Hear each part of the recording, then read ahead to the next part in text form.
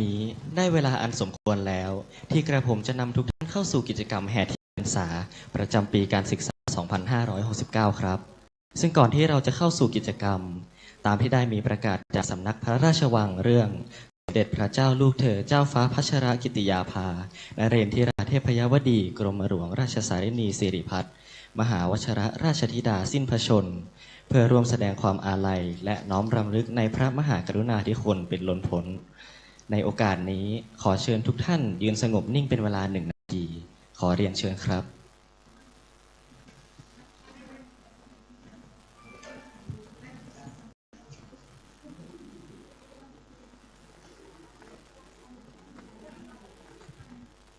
ขออภัยครับขอเชิญทุกท่านสงบนิ่งเป็นเวลา1 นาทีครับขอเรียนเชิญครับ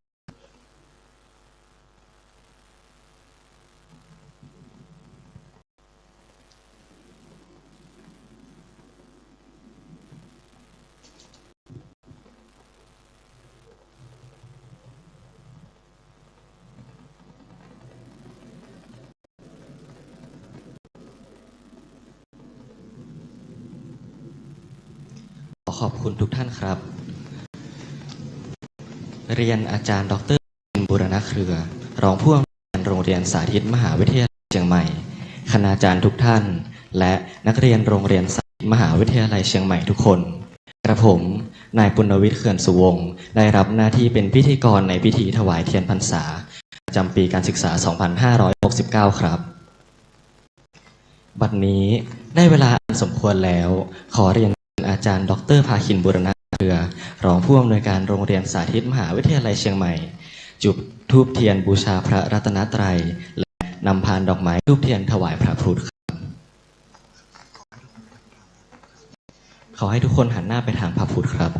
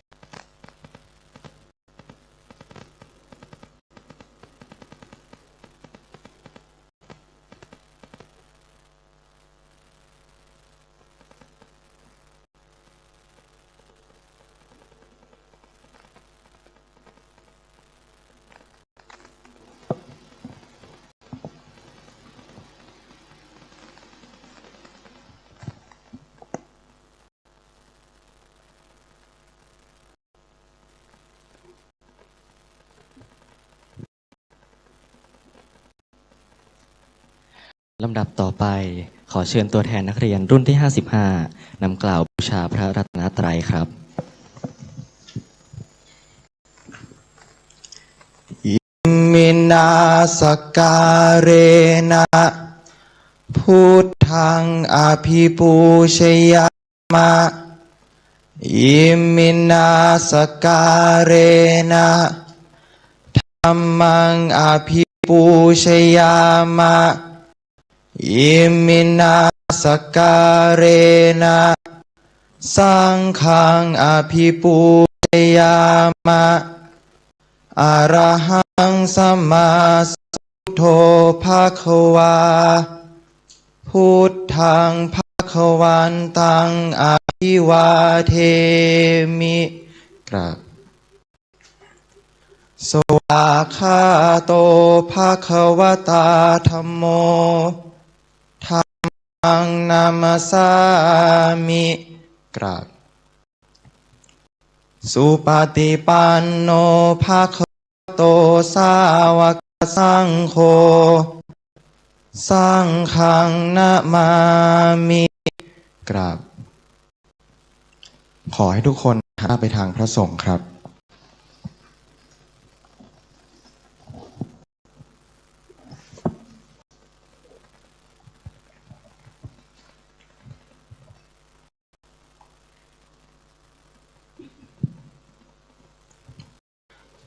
มายังพันเตวิสุงรักขณทายะ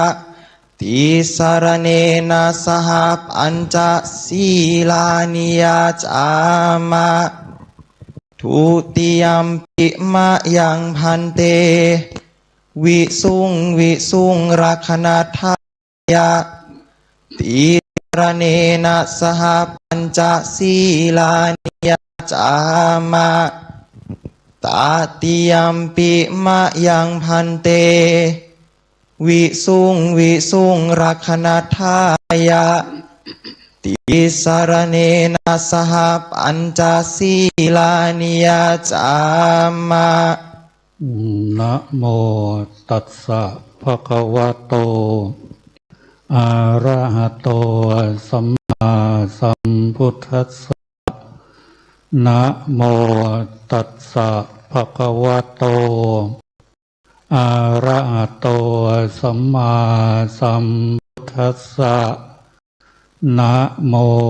ตัสสะภะคะวะโตอะระหะโตสัมมาสัมพุทธัสสะนะโมตัสสะภะคะวะโตอะระหะโตสัมมาสัมพุทธัสสะ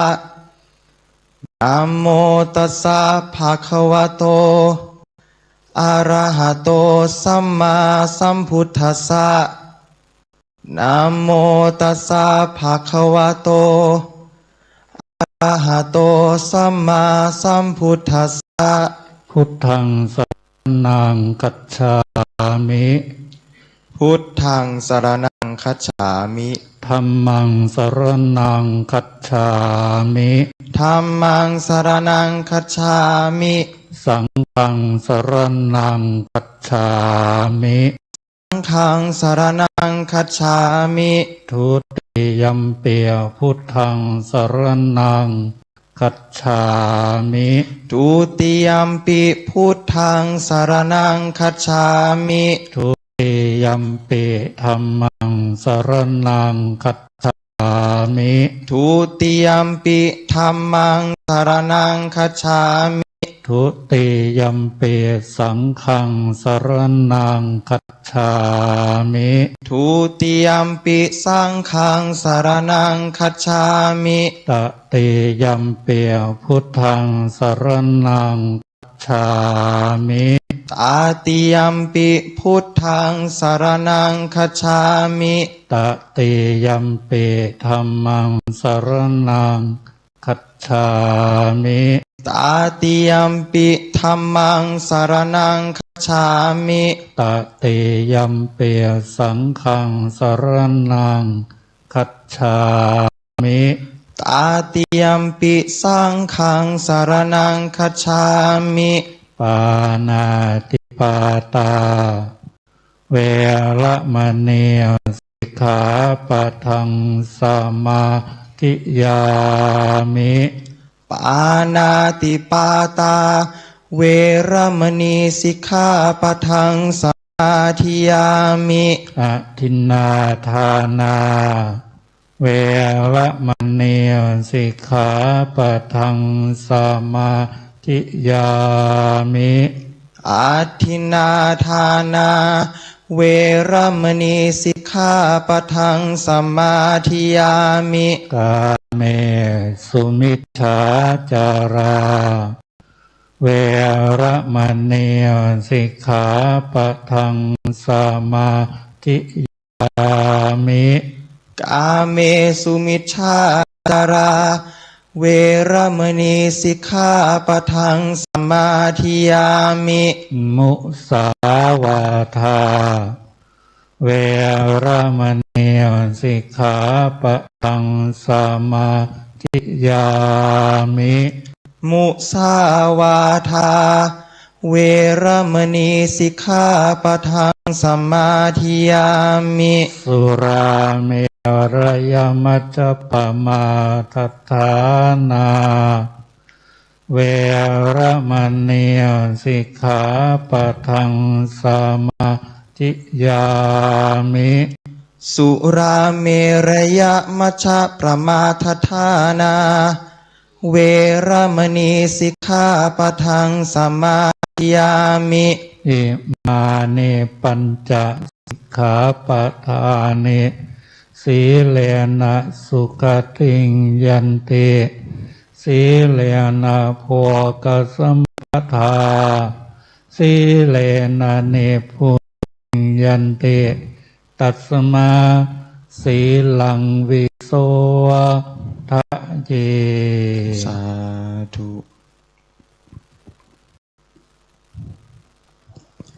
ในลำดับต่อไปจะเป็นพิธีถวายน้ำฝน ขอให้ทุกท่านกล่าวตามข้าพเจ้า อิมานิมะยังพันเต วัดสิกะสาติกานิภิกขุสังคัสสะโนชยามะ สาธุโนพันเต ภิกขุสังโฆ อิมานิ วัดสิกะสาติกานิสัปะริวารานิ ปฏิคันหาตุ หากัง ทีครตัง ตายะ สุขายะ ข้าแต่พระสงฆ์ผู้เจริญ ข้าพเจ้าทั้งหลาย ขอน้อมถวาย ผ้าอาบน้ำฝน พร้อมด้วยบริวารทั้งหลายเหล่านี้ แด่พระภิกษุสงฆ์ขอพระภิกษุสงฆ์จงรับ ผ้าอาบน้ำฝน กับทั้งบริวารทั้งหลายเหล่านี้ ของข้าพเจ้าทั้งหลาย เพื่อประโยชน์ และความสุข แก่ข้าพเจ้าทั้งหลาย สิ้นกาลนานเทิน สาธุ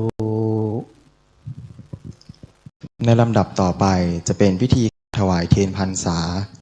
ขอให้ทุกท่านกล่าวตามข้าพเจ้า อิมานิมะยังพันเต วัสสิกะปฏิปานิ สัปะริวารานิ เตมาสัง พุทธัสสะ ปูชนถายะ อิมัสสมิง อาวาเส นียาเทมะ สาธุโนพันเต อะยังเตมาสัง วัสสิกะปฏิปานัง ทานัสสะ อานิสังโส อัมหากันเทวะ ทีครตัง หิตายะ สุขายะ นิพพานายะจะ ข้าแต่พระภิกษุสงฆ์ผู้เจริญ ข้าพเจ้าทั้งหลาย ขอน้อมถวาย เทียนพรรษา พร้อมด้วยบริวารทั้งหลายเหล่านี้ ไว้ในอาวาสแห่งนี้ เพื่อเป็นพุทธบูชาตลอดพรรษา ขออานิสงส์แห่งการถวายเทียนพรรษา ตลอดพรรษานี้ จงเป็นไปเพื่อประโยชน์ เพื่อความสุข เพื่อมรรคผลนิพพาน แก่ข้าพเจ้าทั้งหลาย ตลอดกาลนานเทิน สาธุ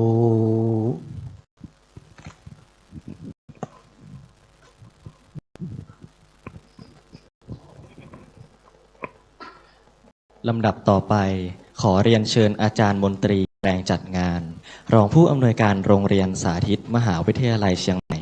และนายวรินทร์สุข ประธานนักเรียนชายรุ่นที่ 55 ถวายเทียนพรรษาครับ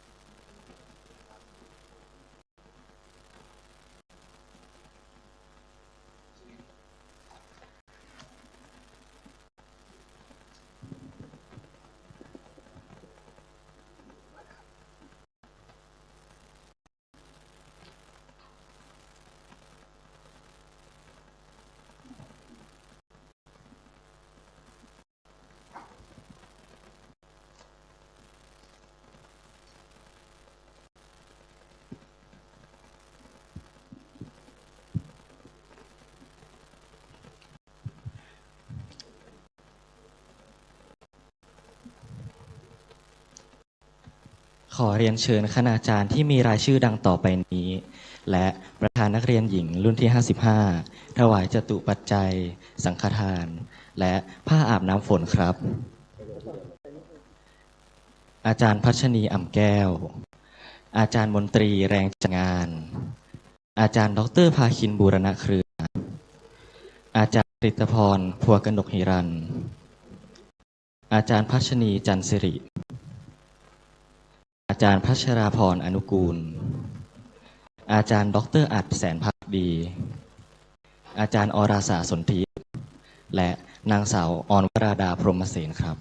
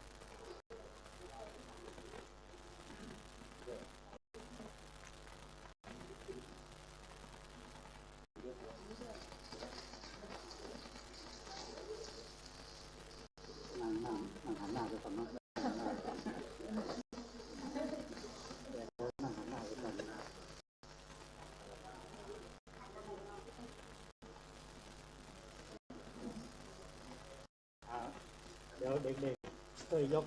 โต๊ะมาไว้ข้างๆก็ได้ครับข้างในและ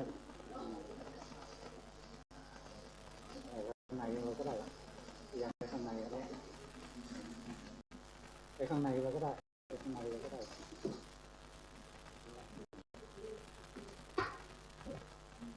ข้างในเลยนะ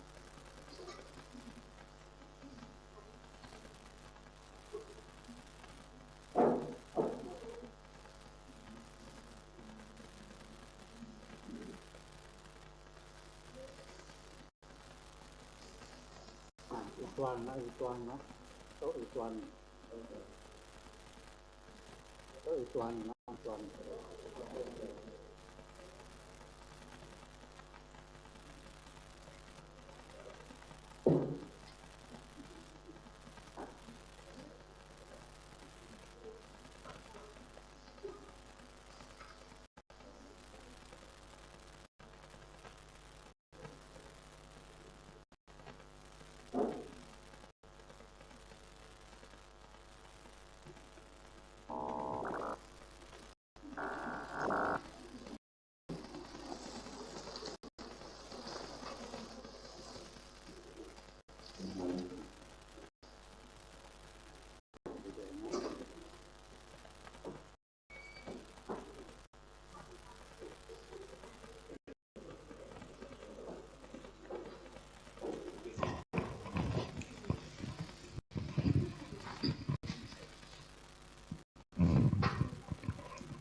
ก่อนที่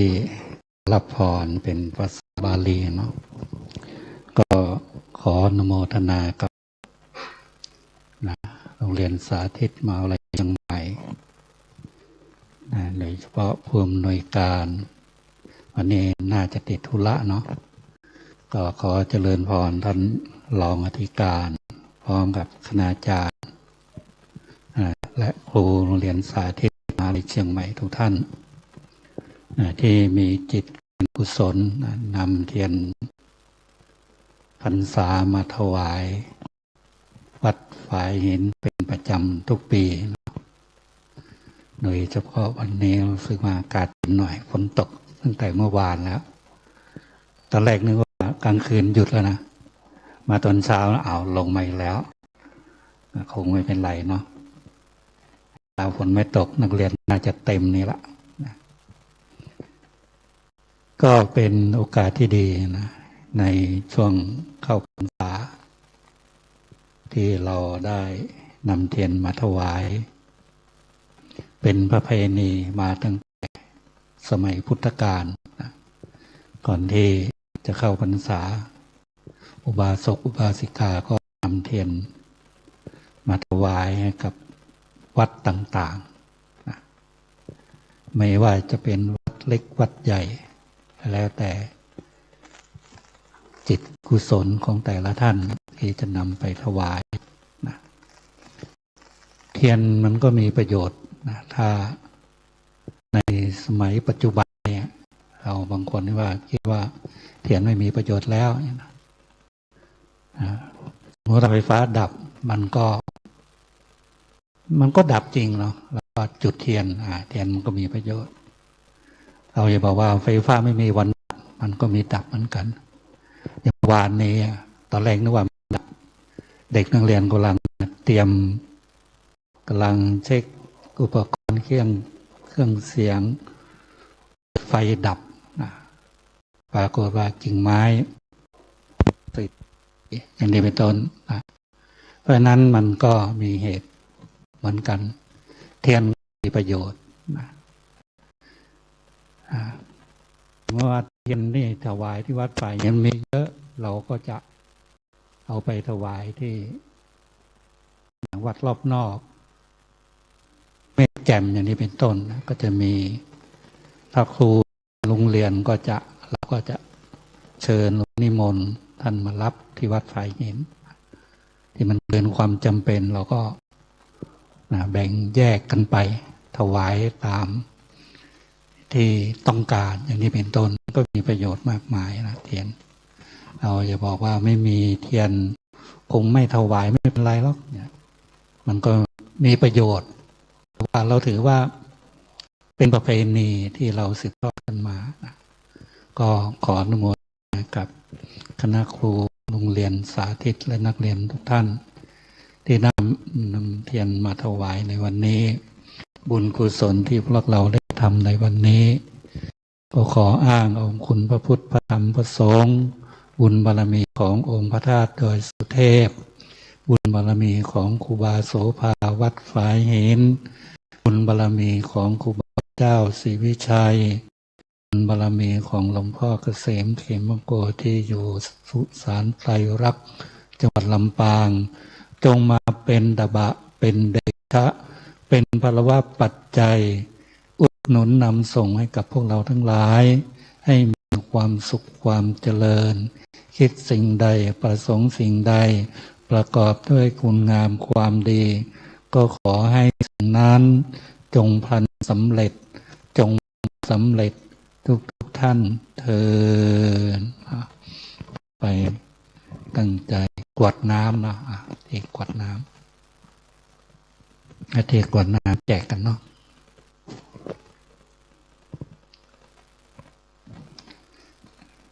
นักเรียนก็เป็นตัวแทนของนักเรียนก็ได้นะกวดน้ำเนาะยังมีเหลืออยู่เนาะ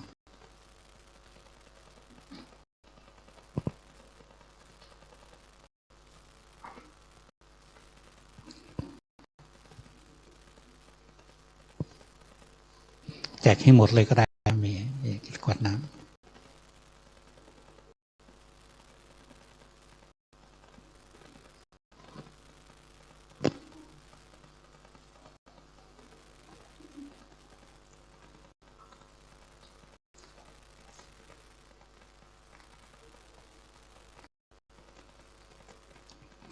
เริ่มกดน้ำเลยเนาะ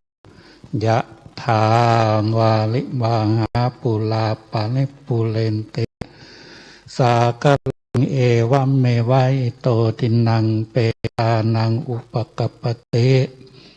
อิจิตังปฏิตังตุมังจิปะเมวะสมิจันโตสัพเพปุเรนตุสังกปา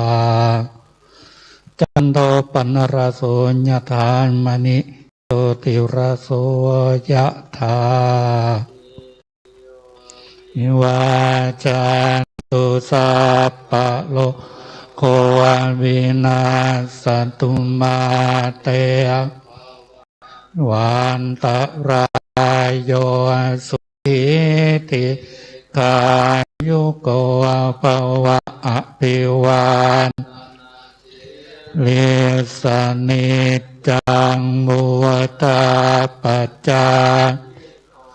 จัตตารโอธรรมาวะทันติอายุวะโนสุขังพลังอายุวัตโกธนะตะโกสิริวัตโกยัสสวัตพลวัตโกวะนาวัตโก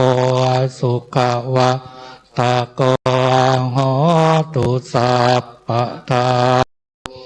คารวะกปยาลาโสกาสัพตุจุปัตตวาอเนกาตารายาเปเวนะตันตุจัตเตชะสาใจเสติทานังพังสวดเทียปะกายัง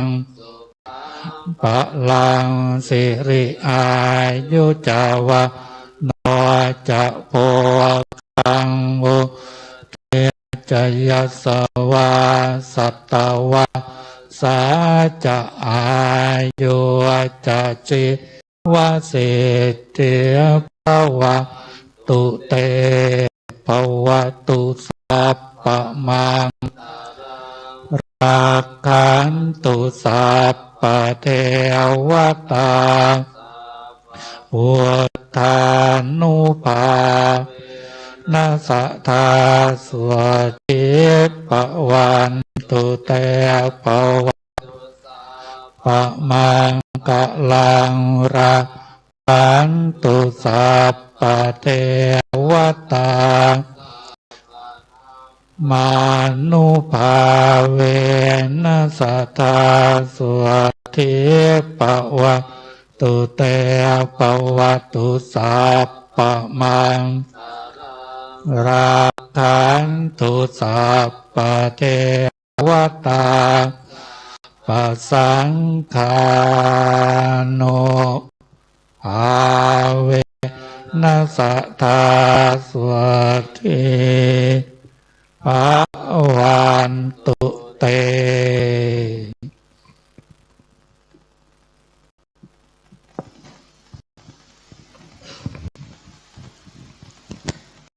ในลำดับต่อไป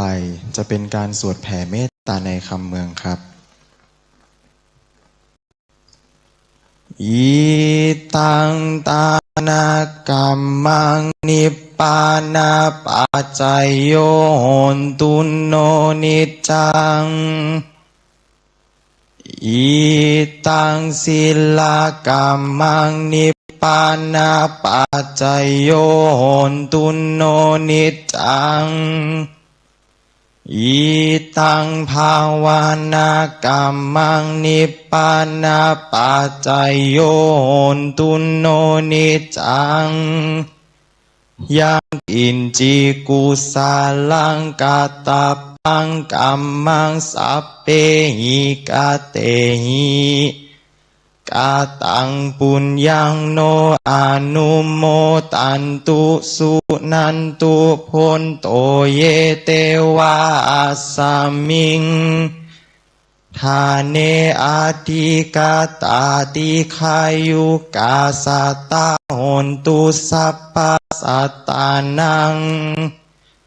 สุขีอัตตานังปาริหารันตุมาตาปิตาสุขีตาโหนตุทุกขาปามุนจันตุสัพเพยติกาสุขีตาโหนตุทุกขาปามุนจันตุสัพเพอายติกาสุขีตาโหนตุทุกขาปามุนจันตุสัพเพปิสาสัพเพยัคขาสัพเพเปตาสุขีตาโหนตุทุกขาปามุนจันตุ สัพเพนัคขาตาสุขิตาหนตุทุกขาปามุนจันตุสัพเพเทวา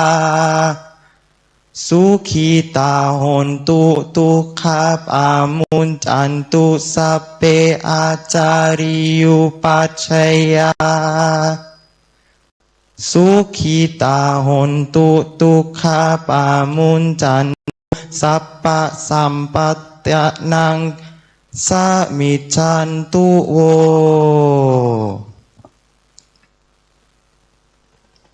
ในลำดับต่อไปจะเป็นการกล่าวกราบลาพระพุทธขอให้ทุกคนหันหน้าไปทางพระพุทธครับ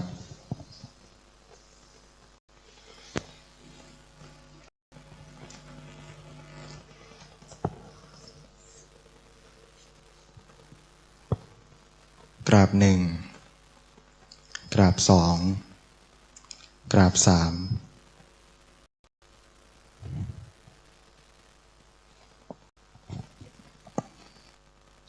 บัดนี้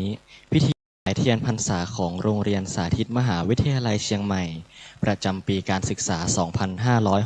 2569 ได้เสร็จสิ้นลงเป็นที่เรียบร้อยแล้วครับ ขอขอบพระคุณรองผู้อำนวยการโรงเรียนสาธิตมหาวิทยาลัยเชียงใหม่คณาจารย์ทุกท่านและนักเรียนทุกคนที่มีส่วนร่วมทำให้กิจกรรมในวันนี้สำเร็จลุล่วงไปได้ด้วยดี หากพิธีแห่เทียนพรรษาในวันนี้มีข้อผิดพลาดประการใดทางเราต้องขออภัยมาณที่นี้ด้วยครับ เดี๋ยวรับพรมน้ำมนต์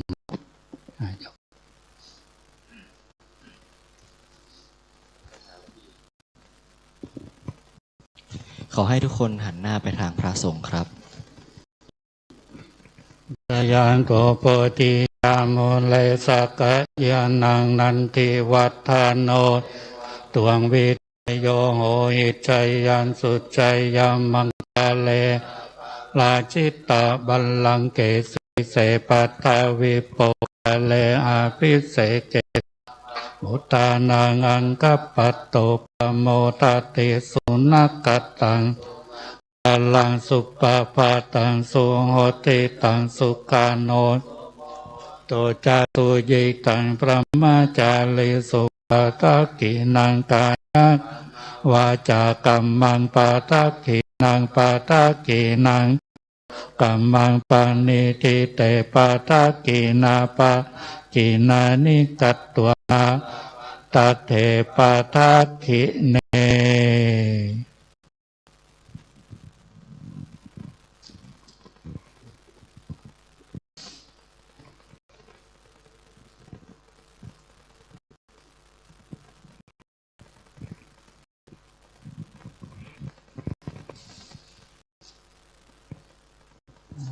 นักเรียนที่เป็นเจ้าหน้าที่เตรียมงานนะเอามาถ่ายรูปกับหลวงพ่อเนาะมาเลยที่นั่งข้างในนะนั่งข้างในลุกมาเลยเนาะลุกมาถ่ายรูปเนาะทางประธานเจ้าของอะไรผู้นำพิธีเนาะ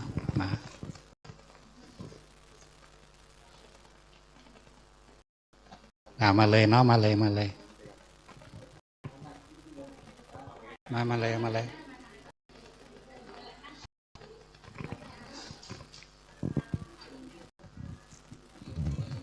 ขยับมาทางนี้เนาะขยับมานี่เนาะขยับมานี่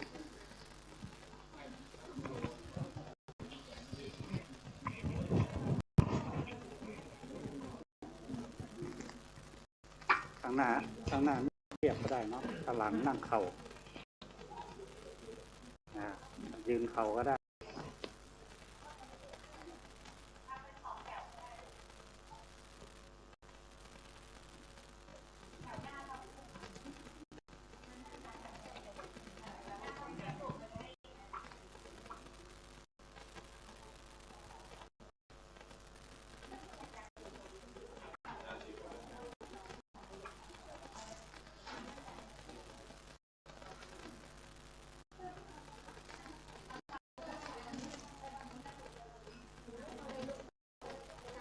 ข้างนี้ก็มาได้เนาะข้างนี้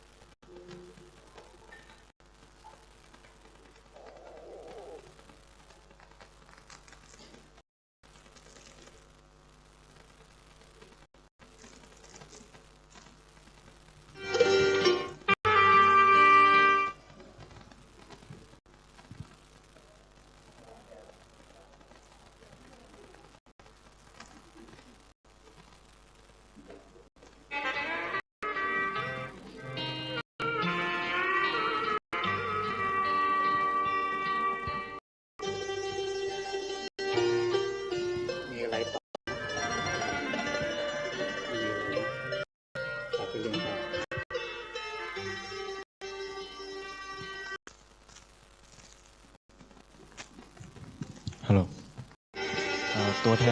ทนนักเรียนชั้นต้นนะครับเดี๋ยวถ่ายรูปกับพระสงฆ์นะครับด้านหน้าเลย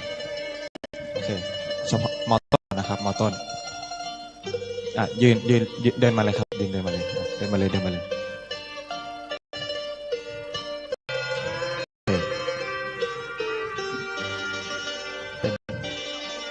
โอเคโอเคนั่งลงเลยครับนั่งลงเลย2 แถวนะครับ2 แถวข้างหลังชันเข่าข้างหน้านั่งพับเพียบครับ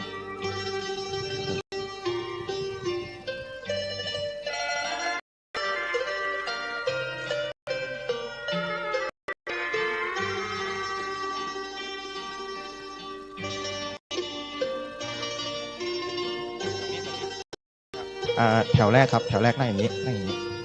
โอเคโอเคข้างหน้านั่งพับเพียบครับโอเค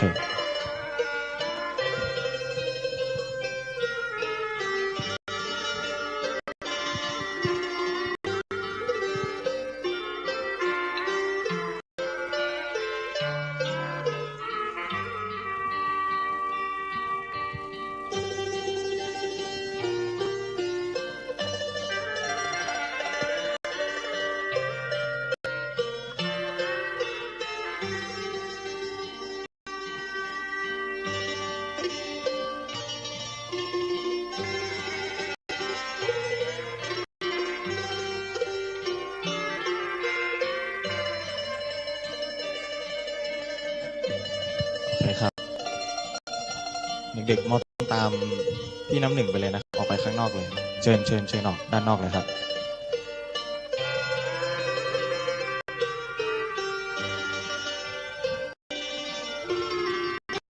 ตัวแทนนักเรียนชั้นม.ปลายครับผมมามาตั้งแถวด้านหน้าได้เลยนะครับถ่ายรูปครับผม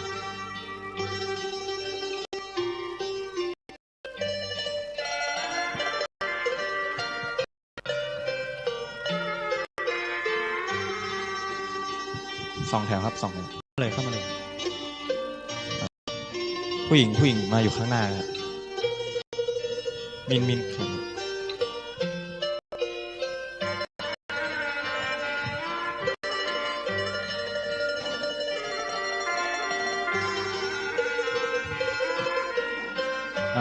มปลายเดี๋ยวขยับซ้ายไปสัก2 ก้าว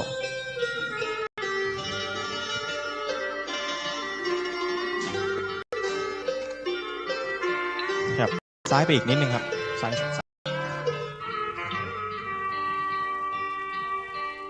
โอเค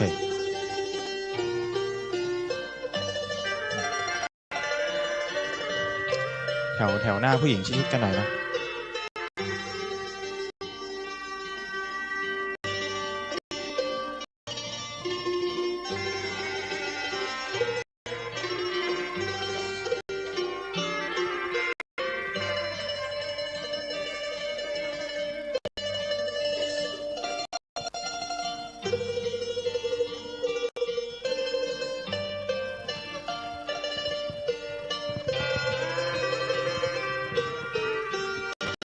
โอเคเรียบร้อยครับผมขอบคุณครับ เดี๋ยวคณะครูก็มาถ่ายเนาะคณะครูก็มาถ่าย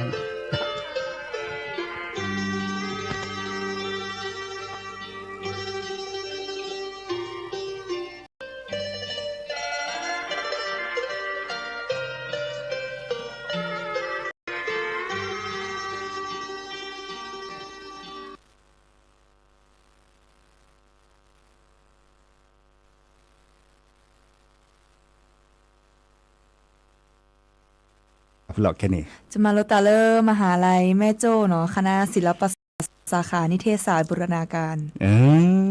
เนาะปัจจุบันพิลมมาลุตาเลแม่โจ้เนาะเดเฮดทีตลอดตัดเลตลอดตอนยาอีมาซาดิแลตลอดชมโมดิซอเลปัตเตเลไม่เตเลจดแต่ก่อนแต่ว่าตื่นเต้นตาเจียดิซอเลเฮดทีมาซาดิหรอตื่นเต้นจอแล้วเนี่ยตัดสินใจว่าอาโอพลอตตลอดของเชียงใหม่อยู่ตรงไหนของเชียงใหม่แบบถ้าคือเลิก Google เนี่ยเนาะถ้าคือเลิก Google แบบเอ้ย ไกลจังอะไรสักเนี่ยเขาที่ยันเนี่ยนี่แลมาลาต้าเนี่ยเอ้ยมือพี่ก็กล้าเหรอแล้วน่ารักพูดดี อืมเดินนึกภาษาเลยแฮคุณเนตากูบากุเซพีอีแฮฝึกงานเนาะเนตากาเตจุเน็ตเลกนานตากาปะเตเลแนะนำนี่นะเหรอ อ๋ออาจารย์ที่คณะค่ะ อืม คอวิดอเนี่ยจะสกอตแต่เอ้ยตัวมูฝึกซาพี่เจแต่เนี่ย อืม เป็นดีเจไหมแต่เนี่ย อืม แลดูแลเหรอฝึกประสบการณ์ อ๋อ ว่ายาจะสกอตเนี่ยต้องไปแบบว่าเรียกว่าอะไรอะไม่ค่อย อืม มีความรู้ด้าน อ๋อ นั้น เออเนาะอีกคาเดปากันยอภาษาพลคีจะได้อัตโตปากันยอกว่าดิสอเลดิเลโซกว่าเจเดเจมาจากบ้านนั้นมีเนาะนี่คาเดอะคอมยูเลเฮโตโดโตโจก็ลาซาเฮเรโลเฮมาโลนี่จันี่เนาะไม่มาเลเฮเรลอเลลดาสุปราเตบลาเดก็บามาเลตกเซเนดูบามาโลอาราเนดิพาราดิเนาะดิแนวคนเนี่ยตัดเชื้อต่อเล่นเฮคนตะกุบากุเซพีเนี่ยก็บาสัวตัดเชื้อต่อชิสิแหละเป็นนี่เป็นลาแหละ ลุยลายอ่ะ อ๋อลุยลา ลุยลา อ๋อลุยลา ตุลา16 ตุลา 16 ตุลาเนาะอะคอมโยเลอร์บัตบาตัดเชื้อต่อเม็ดคลื่นเนาะ เม็ดคลื่นไม่เซมุบาเพื่อเมื่อแล้วเนี่ยเฮเตระเดปาอันนี้เดเจเนาะมาสลอดดิซอเลอร์เฮเตปักยอกว่าในดิซอนี่อันมือจานชั่วโมง มืออ่ะ อันมือจเนาะ และพี่เนี่ยที่พี่เนาะตัวปักยอเซแต่มัวตัวสารสตาเจจ้าปตาเนี่ย อืม มันจะได้ทำให้สนิทกันขึ้นนะคะ มื่อจากนั้นบาเรโลอาเลโซกว่ามาเหมาะแต่พี่ตามาบาก็คือเลโซบาเนาะ มี เนาะดิเนี่ยคนเนี่ยดอปูแวมือกาพัตตีพื้พี่เนพนลีโอเนาะดิซอเลพี่โลมาโลตาเลคุลเวปูเมตลอดดิซอเลเตเมโจเมเกมอชอเมเกราชพัฒเมเกตปูเกเรตอเกมาโลเลเทคนิคดิซอเลบาก็คือเลช่างช่างเทคนิคตาเนี่ยแฮคุเนตากุบากุเซพีเซเนาะไปตามมาหลอดแกตามมาหลอดเลยปัดดูว่าปรากว่าใช้เวลามีเวลาเลยหน่วยงานราชการเนาะดิเนี่ยคนเนี่ยแฮคุเนตากุบากุเซพีเดนก็เนบาตาอามีอาจารย์เขาชั่วโมงแล้วก็เนบาตากุบากุเซราทอเนาะเดมหาวิทยาลัยแม่โจ้เนาะมาซาดิเลจันเล่ปาดอเจนตาดิซอเลภาษาโฮลคีเมพลดิซอเลม6เมเกเนาะบาซาเลเกและพิโลมาโลตาเลมหาวิทยาลัยแม่โจ้เนี่ยนึกเต้นเน็ตเลเกดิเลจันเล มึงลองอ่ะแบบอยากเรียนต่อมาแม่โจเนี่ยมือครบแบบว่าคณะแต่ละคณะมือเขามิตรภาพดีเนี่ยในการสมัครในแต่ละครั้งจะมี4 รอบนะคะ แต่ส่วนใหญ่รอบแรกก็จะรับอยู่แล้ว ค่ะ อ๋อ ทำผลงานให้ดีๆ รับ อัก เข้า ก แล้ว ว่า กัน อักกว่าแล้วว่าเกรดเฉลี่ยตาจะ เกรดนี้บางเกรดน้อยเนี่ยในเข้าเจ้า อ๋อนี่เข้าใจเนาะดับเบิลมือกาพัตตีเนาะเดินตากาเลอคือปะเตเลมาลาเลอตลอดแต่เลไม่ได้เซตบาทเนาะต่อบาทเนี่ยเลสมัครเลไม่โจโดยกันนี้จีเนาะ นี่ ปรับยอนเลพินเนราเจมาลดาพลดาพินเนราเจเนาะ ส่วนใหญ่ก็ทีเลอร์ประมาณโรเลอร์ด้านเกษตรป่าเจ๊แล้วปกยอเนี่ย เดแม่นมาโลเลอบาก็คือนิเทศอันเตะ มี นิเทศเนี่ยบากก็เลยปากก็บามาตะกึจอบากก็บามาตะดิซอเฮเตระดิซออีกาหมอ มีบาบาแต่ตาเซบาบาแสดงออกข้อนบาแสดงเก่งเป็นผู้กำกับเขียนบทอะไรได้หมดเลยค่ะ นี่มาลบกันดีหรือหรอแม่โจ้เนี่ย โอ้จะมาโลปีนี้ปี4 ค่ะ อ๋อ ปี4 กับพลุทอข้ออย่างนี้ เพราะไม่ฝึกงานไม่จบนี่คือเพราะหรอ เนาะฝึกกันนี่บาปักยอพูนะกันนี่บาดับกันเลยพลุทอเลยปริญญาตรีเลยอัศรกะกับพลุทอข้อเนาะนี่แหละที่เราจะเกิดตัวโดดตัวเลเกมมือตะกายแอนอยู่ไหนแหละ แอน เนาะเกมมือแอนเนาะตะกายเพื่อนเราจะเลือกคิดก่อนจะเชิญต่อมือเดี๋ยวเพื่อนเมื่อไหร่ให้เต้ระเดี๋ยวปลาดอเนาะที่แนวคนนี้และก็หนักก็ดอตาสุมือสามมือตาสวิตซาเชลเซมันยาตับลื้อเนาะตับลื้อเก้เนาะตับลื้อแต่ก็ดอเลตาสวิดอดับเวให้ตัวโดดตัวจการาเจ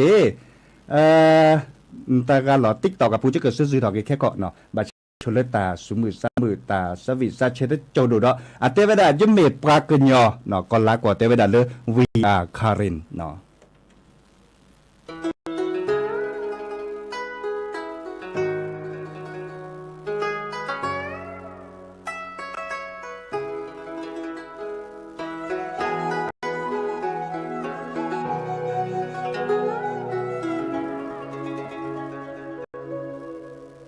tu chai plo khila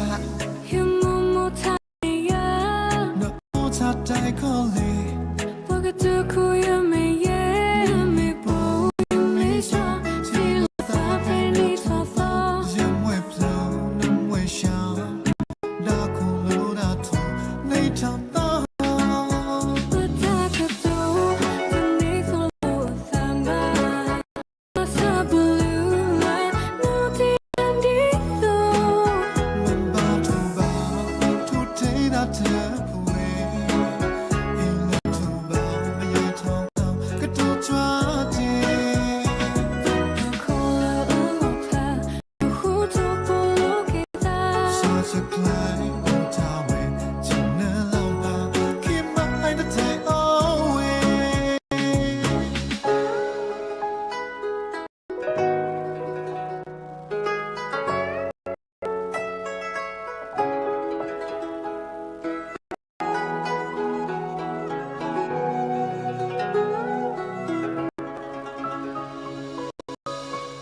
那都在飘起来， hiu mu mu tha ya 那我插在口里。 po ka tu ku ya